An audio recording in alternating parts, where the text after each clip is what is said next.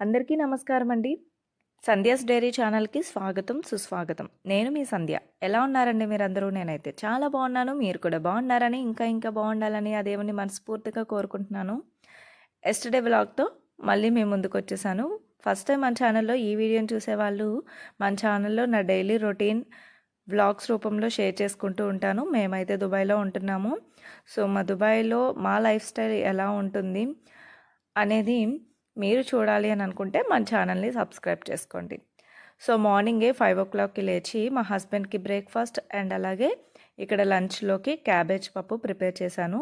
ఈ క్యాబేజ్ పప్పులోకి నేను కొంచెం క్యారెట్ తరుగు, కొంచెం బీట్రూట్ తరుగు ఉంటే అది కూడా వేసేసుకున్నాను అనమాట. కుక్కర్లో పెట్టి విజిల్ వేయించేసుకున్న తర్వాత పోపు పెట్టేసుకున్నాను. సో 6:20 కల్లా నా లంచ్ ప్రిపరేషన్స్ అండ్ అలాగే మా హస్బెండ్కి బ్రేక్ఫాస్ట్ పెట్టేసేయడం అన్నీ కూడా అయిపోవాలి. ఈరోజు బ్రేక్ఫాస్ట్ కొంచెం లేట్ అయింది. సో అందుకనే బ్రేక్ఫాస్ట్ కూడా పట్టుకెళ్ళిపోతున్నారు, డ్యూటీలోనే తిందాము అని చెప్పేసి. నార్మల్గా అయితే ఇంటి దగ్గరే తినేస్తారు, నేను త్వరగా చేసేస్తాను. కానీ ఈరోజు కొంచెం బద్దకించి లేట్గా లేచాను అనమాట. సో ఇంకా మా హస్బెండ్ 6:20కి వెళ్ళిపోయారు. వెళ్ళిపోయిన తర్వాత నా క్లీనింగ్ సెక్షన్ అవుతుందన్నమాట ఇక్కడ.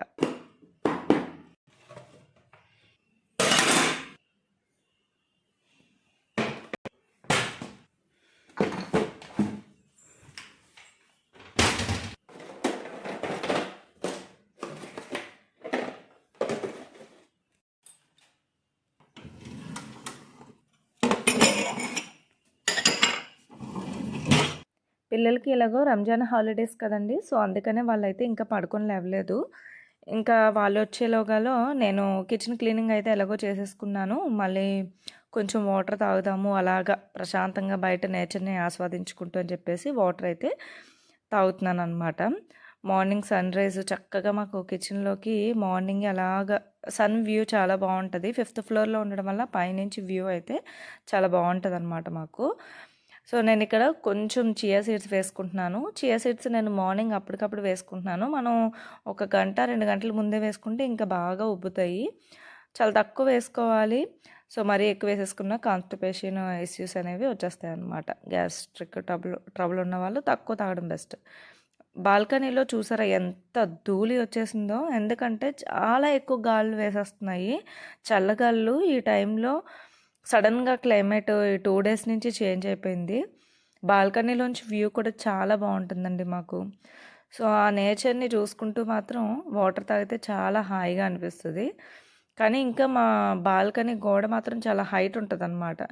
సో నేను ఎంత హైట్ ఉన్నానో అది కూడా మ్యాక్సిమం అంత హైటే ఉంటుంది. అంటే కొంచెం కాళ్ళు ఎత్తుకొని వ్యూ చూడాల్సి వస్తుంది అనమాట.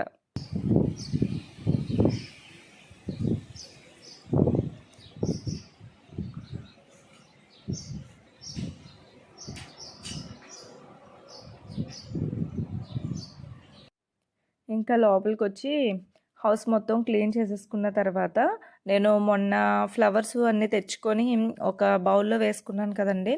సో అవి వాటర్ చేంజ్ చేస్తున్నాను అనమాట, వేరే దాంట్లోకి షిఫ్ట్ చేస్తున్నాను. ఇంకా వాడిపోలేదు, ఫ్రెష్గానే ఉన్నాయి కదా అని చెప్పేసి వేరే దాంట్లోకి షిఫ్ట్ చేశాను.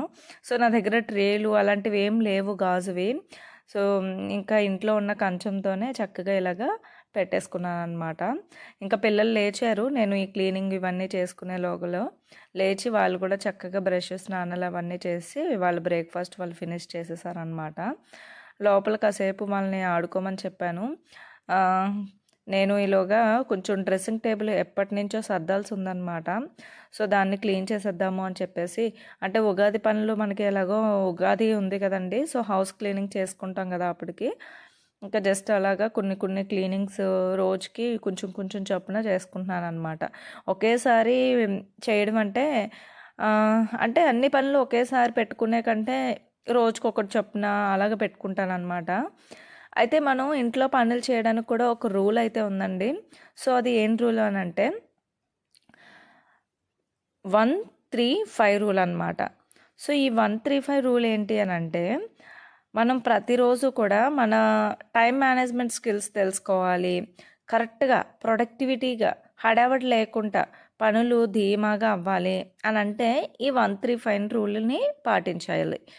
అంటే రోజులో ఒక పెద్ద పని, చాలా పెద్దగా ఉండేటటువంటి పని క్లీనింగ్ విషయంలో నేను చెప్తున్నాను. ఇంకా 3 మధ్యస్థంగా ఉన్న వర్క్స్, అంటే ఒక 20-30 మినిట్స్లో అయిపోయి వర్క్స్, లేకపోతే 10-15 మినిట్స్లో అయిపోయి వర్క్స్, చిన్న చిన్నవి ఉంటాయి కదా, సో అలాంటివి.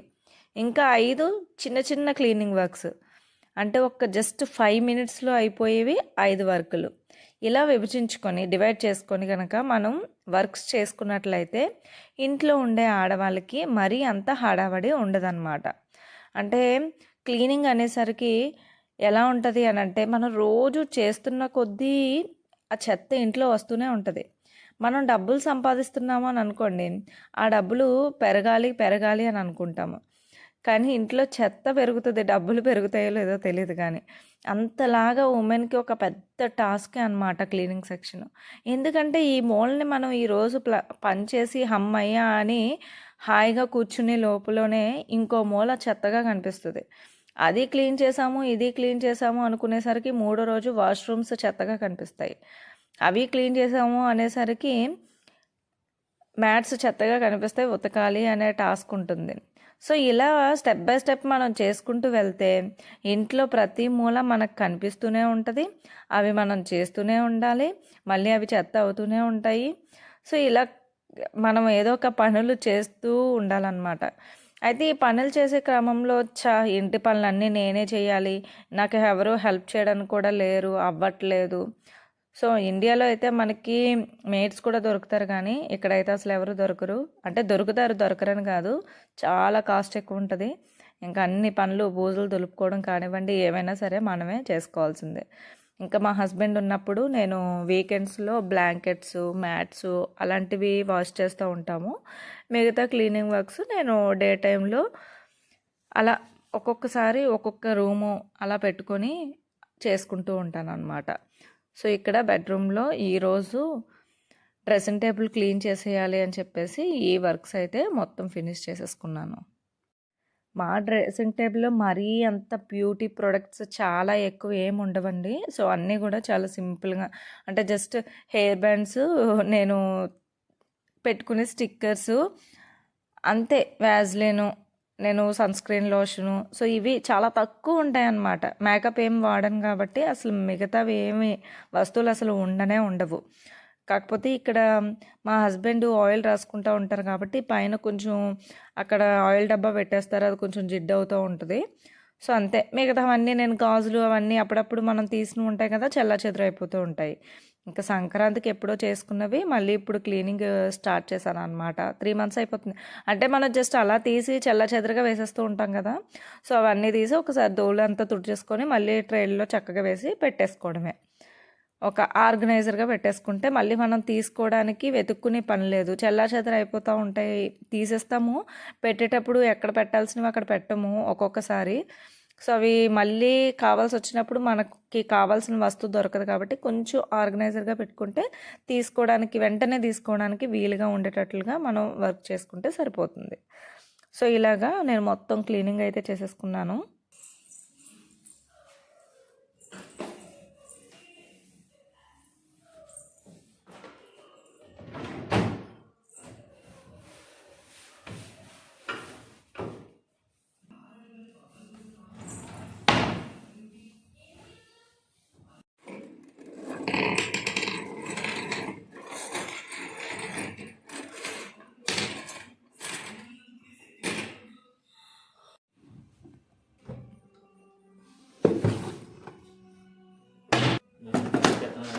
డ్రెస్సింగ్ టేబుల్ నాది, మళ్ళీ పైది నువ్వు సింగారించుకుంటున్నావు. 1,40,000కి బోల్డ్ అని వస్తాయి.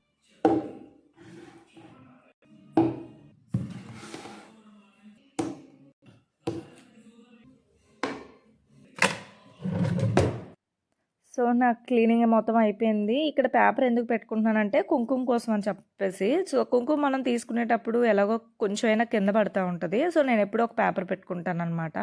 లాస్ట్ టైం పేపర్ కొంచెం చెత్తగా ఉందని చెప్పి మళ్ళీ కొత్తది పెట్టుకున్నాను. సో ఇలా మనం వర్క్స్ చేయడానికి కొంచెం అనీజీగా, ఇంట్లో పనులు చేయాలంటే కష్టంగా అనిపించినప్పుడు 135 రూల్ని మీరు కూడా ఫాలో అయిపోండి. సో రోజులో ఒక్క పనినే కొంచెం పెద్దగా ఉండే పని ఏదో ఒకటి చేసుకోండి. ఒక 3 చిన్న చిన్న పనులు, ఒక 10 to 15 మినిట్స్లో అయిపోయే పనులు ఏమైనా ఉంటే క్లీనింగ్ సంబంధించినవి ఒక 3 చేసుకోండి. ఒక 2 to 5 మినిట్స్లో అయిపోయే పనులు ఇంకా బాగా చిన్నవి. సో అలా మనం పెట్టుకున్నాం అనుకోండి, 1, 3, 5 రూల్ ప్రకారంగా పనులు చేసుకున్నాం అనుకోండి, ఇల్లంతా కూడా చాలా నీట్గా ఉంటుంది. ఎప్పటికప్పుడు మనం పెద్ద కష్టపడిపోవాల్సిన అవసరం లేదు. అండ్ అలాగే ఎప్పటికప్పుడు డీక్లటరింగ్ చేసేసుకుంటూ ఉండాలి. అప్పుడే ఇల్లు ప్రశాంతత, మనకి ప్రశాంతత అనమాట. సో ఇంకా అది అయిపోయిన తర్వాత ఇక్కడ వామామ్ ఛానల్కి నేను స్క్రిప్ట్ అయితే ప్రిపేర్ చేసుకుంటున్నాను అనమాట. వామామ్ ఛానల్లో నేను మోటివేషనల్ వీడియోస్ అండ్ అలాగే పర్సనాలిటీ డెవలప్మెంట్ స్కిల్స్ ఇలాంటి టాపిక్స్ మీద వీడియోస్ చేస్తూ ఉంటాను కదండి. సో ఆ టాపిక్స్ కంపల్సరీ నేను స్క్రిప్ట్ రాసుకోవాల్సిందే. స్క్రిప్ట్ రాసుకోకుండా అసలు ఏ వీడియో చేయడానికి నాకు అవ్వదన్నమాట. అసలు ఆ ఛానల్లో నేను ఏం మాట్లాడాలి, ఏమనుకుంటున్నాను, దేని గురించి వీడియో చేయాలని అనుకుంటున్నాను అనేది నాకు ఒక క్లారిటీ లేకపోతే ఆ ఛానల్లో నేను వీడియో పెట్టడం చాలా కష్టమవుతుంది. సో వ్లాగ్స్ అంటే మనం చేసే పనే పెడతాము, సో అప్పటికప్పుడు మాట్లాడేస్తాము. సో వామామ్ ఛానల్లో అలా కాదు. నేను ఒక బుక్స్ నా దగ్గర 4-5 బుక్స్ ఉంటాయి అన్నమాట. సో ఏదో ఒకటి చదివింది, ఏం పెట్టాలనుకుంటున్నానో ఎక్కడో దగ్గర విన్నది ఒక కాన్సెప్ట్ తీసుకొని దానికి బేస్డ్గా నేను ఎప్పటికప్పుడు రాసుకొని పెట్టుకుంటాను. చాలావి నాకు టైం కుదరక నేను రాసుకున్నవి వీడియోస్ చేయడానికి కూడా నాకు అవ్వట్లేదన్నమాట. సో బోల్డ్ అని వీడియోస్ పెట్టాలి అనుకుంటూ అలాగే వాటిని స్కిప్ చేసుకుంటూ వస్తున్నాను. రెగ్యులర్గా పెట్టాలి అని అనుకుంటాను, కానీ ఎంతైనా పిల్లలతో ఉన్న వాళ్ళకి కొంచెం హడావడి ఇంట్లో పనులు. సో వీకెండ్ 3 days మా హస్బెండ్ ఇంట్లో ఉండడం వల్ల కొంచెం అటు ఇటు అయిపోతుంది. కానీ వామామ్ ఛానల్లో ఎలా అయినా సరే మంచిగా సక్సెస్ అవ్వాలి అనేదే నా గోల్. ఎప్పటికి సక్సెస్ అవుతానో నాకే తెలియట్లేదు. ఇంకా 2 years నుంచి కష్టపడుతూనే ఉన్నాను, దానికి రిజల్ట్స్ మాత్రం రావట్లే. ఇక్కడ స్వీట్ పొటాటో అయితే ఉడికించుకుందాం అని చెప్పి ఉడికిస్తున్నాను అనమాట. ఇంకా నెక్స్ట్ డేకి నేను బ్రేక్ఫాస్ట్కి పెసలు అయితే నానబెట్టేస్తున్నాను ఈవినింగ్.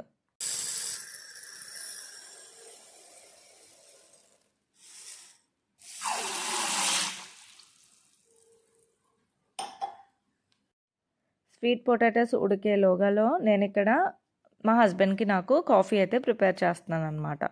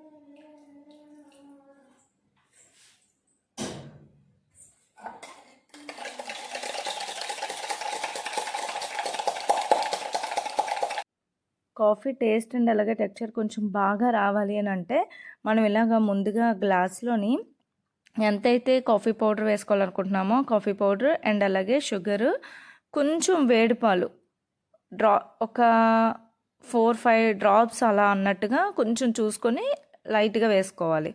దీన్ని బాగా బీట్ చేయాలన్నమాట. సో బీట్ చేసిన తర్వాత మనం చక్కగా ఇలా కాఫీ చేసుకుంటే చాలా బాగుంటుంది.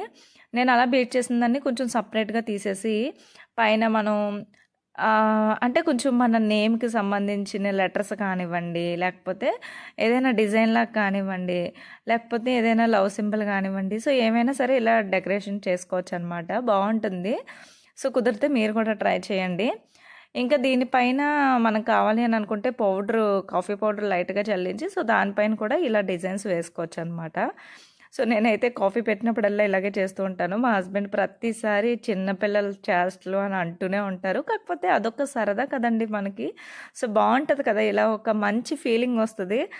సో అప్పుడప్పుడు ఇలాంటి చిన్న చిన్న వాటిల్నే ఎంజాయ్ చేస్తూ ఉండాలి కదా అని నాకు అనిపిస్తుంది అనమాట. మా హస్బెండ్ ఏమో చిన్నపిల్లల చేష్టలు అంటారు. మీరేమంటారు? కామెంట్ చేయండి. మేము కాఫీ తాగే లోగాలో ఇక్కడ స్వీట్ పొటాటో కూడా ఉడికిపోయాయి. కానీ ఇక్కడ నేను ఒక చిన్న మిస్టేక్ చేశానండి. అది ఏంటి అని అంటే ఓవర్ కుక్ అయిపోయింది అనమాట. సో నేను రైస్ కుక్కర్లో పెట్టడం వల్ల మరీ మెత్తగా అయిపోయాయి. ఇంకా మా హస్బెండ్ అన్నారు, మరీ ఇంత మెత్తగా ఉంటే తినబుద్ధి కాదు కదా, దీన్ని హల్వాలాగా ప్రిపేర్ చేసేసే అన్నారు.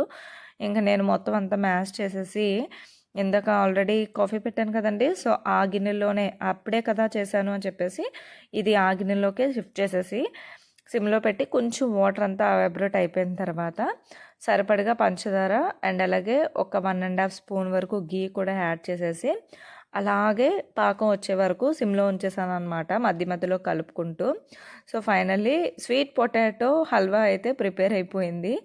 సో ఒక్కొక్కసారి మనం ఏదో అనుకుంటే ఇంకేదో అవుతుందన్నమాట. సో దుంప స్వీట్ పొటాటో నార్మల్గా తింటేనే బాగుంటుంది, ఐ మీన్ కొంచెం గట్టిగా ఉంటేనే బాగుంటుంది, మరీ ఇంత మెత్తగా ఉంటే బాగోదు కదా. సో అందుకనే ఇంకా చేసేదేం లేక ఇలాగ స్వీట్ పొటాటో బూరెలు కూడా ప్రిపేర్ చేసుకుంటారండి. మీకు తెలుసా? మీకు తెలిస్తే కామెంట్ చేయండి. నేను ఇంతకు ముందు చేశాను, వామమ్ ఛానల్లో కూడా పెట్టాను. సో దీంతో చేద్దామని అంటే ఇంత మరీ మెత్తగా ఉండకూడదనమాట, దానికి కూడా కొంచెం గట్టిగానే ఉండాలి, అందుకనే ప్రిపేర్ చేయలేదు. సో ఫైనల్లీ ఇందులో డ్రై ఫ్రూట్స్ ఏమీ వేయలేదు, ఇలాగే తినేసాము. మా స్వీట్ పొటాటో హల్వా ఈరోజు వ్లాగ్ 2 అయిపోయాయి. వీడియో మీకు నచ్చితే like, share and subscribe to my channel. మరొక మంచి వీడియో